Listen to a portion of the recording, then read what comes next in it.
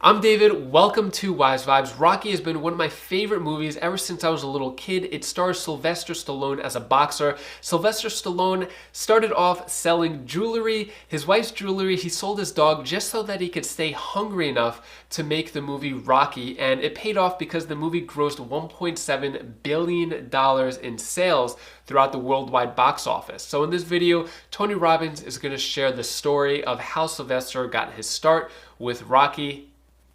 Enjoy. How about Sylvester Stallone, Rocky? Rocky's story is this even, right? But Sly's is too. Sly's a good friend of mine. And when I first met him years ago, he's listening to my tapes and stuff, and he invited me over for dinner. We started talking. And I said, I've heard your story from other people, but I really love to hear it from the horse's mouth. I don't know how much is mythology, urban myth, and how much is true. So he told me his whole story. He said the essence of it, though, was he said he knew his whole life what he wanted to do since he was very, very young. He wanted to be in the movie business, period. I mean, not just TV, movies. And he said why was, for him, it was a chance to have people not only escape, but to inspire people. And by the way, that drive is what made most of his movies, inspire people to what they're capable of, to overcome unbelievable obstacles, because in his own life, he felt like he did that. When he was born, he was pulled out by the forceps. That's why he looked the way he did. That's why he talked the way he did. And he said, so I really want to do that. And he said, I knew why I want to do it, and I wasn't willing to settle for anything else. And he said, what happened was, I went out to try and get jobs, and it's not like I went, hey, Adrian, they went, you're a star. It didn't work out real well. They looked at me and said, hey, you're stupid looking. Do something else. What is it talking like this? There's no place for you in that stuff. You're never going to be a star in the movies. You're insane. No one's going to want to listen to somebody who looks dopey and talks out of the side of their mouth, right? And he got no after no after no after no. He said, I was thrown out more than 1,500 times of agents' offices in New York. I said, there aren't 1,500 agents in New York. He said, I know. I've been to them 5, 6, 7, 8, 9 times.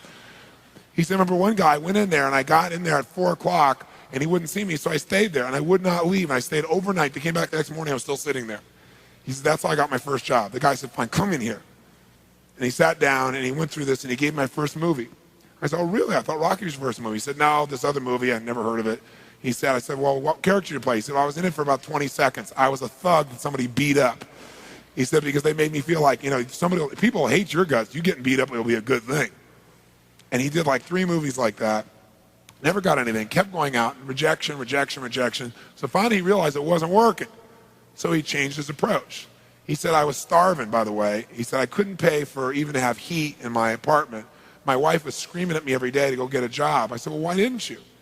He said, because I knew that if I got a job, he said, I'd get seduced back and I'd lose my hunger.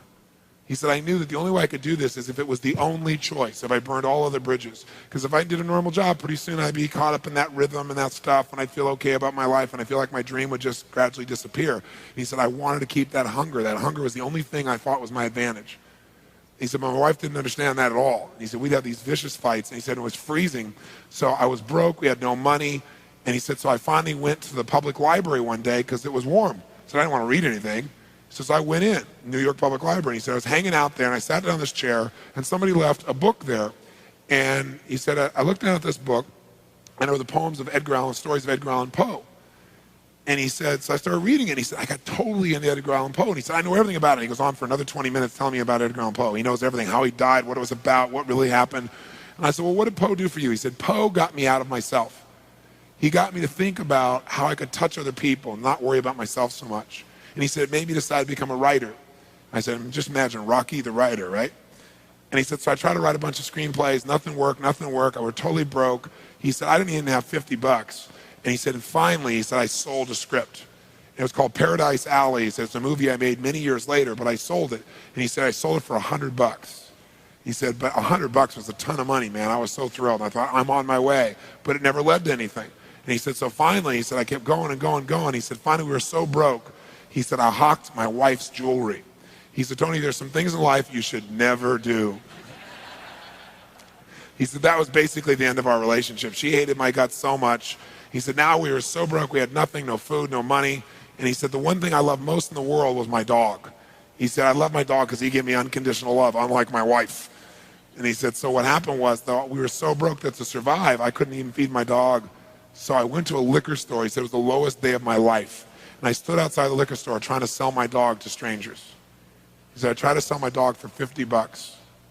And he said, finally this one guy negotiated with me and bought my dog for me, my best friend on earth, for $25. He said, I walked away from there and I cried. He said, it was the worst thing that ever happened in my life. He said, 2 weeks later, I'm watching a fight between Muhammad Ali and Wepner.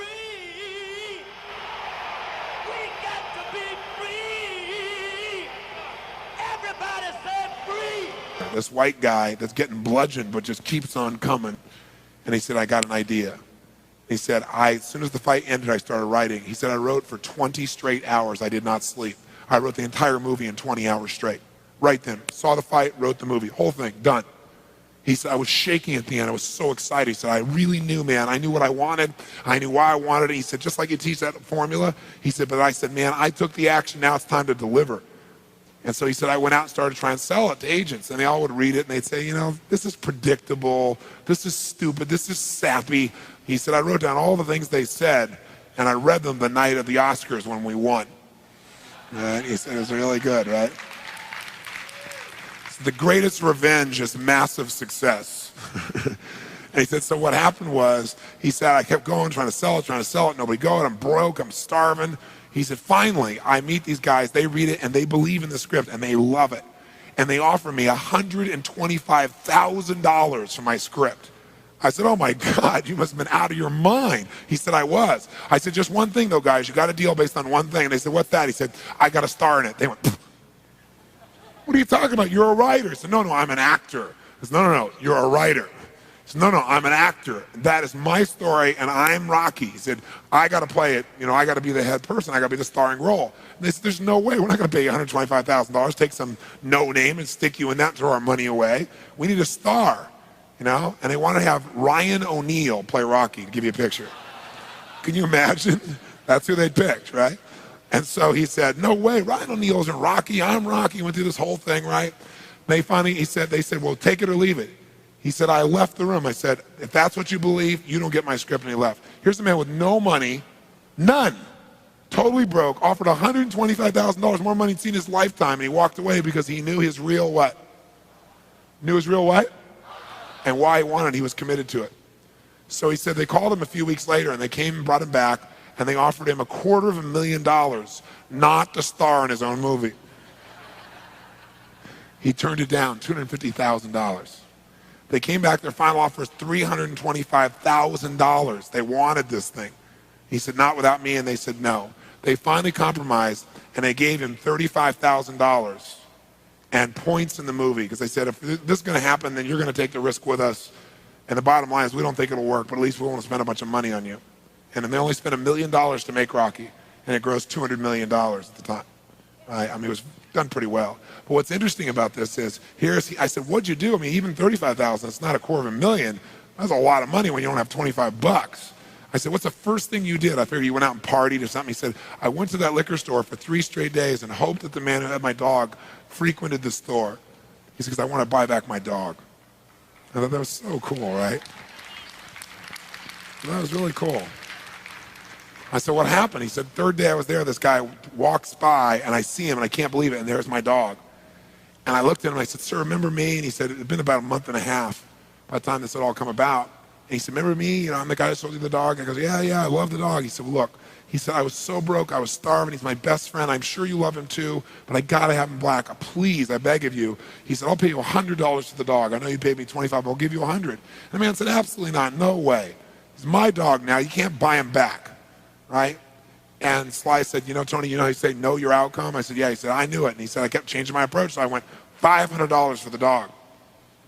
The guy said, absolutely no way. He said, $1,000 for my dog. The guy said, no amount of money on earth is ever going to get this dog for you. I said, what'd you do? He said, I knew my outcome, right? Because he listened to these tapes, kept to him. He said, I decided to take massive action. He said, I got my dog. I just kept changing my approach, so I got it. I said, what'd it cost you? $15,000 and a part in Rocky. The guy's in Rocky.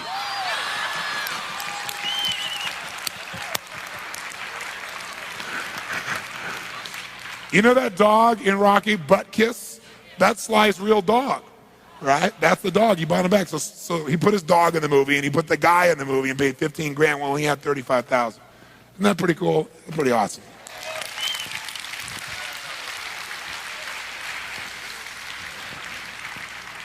So there's always a way if you're committed.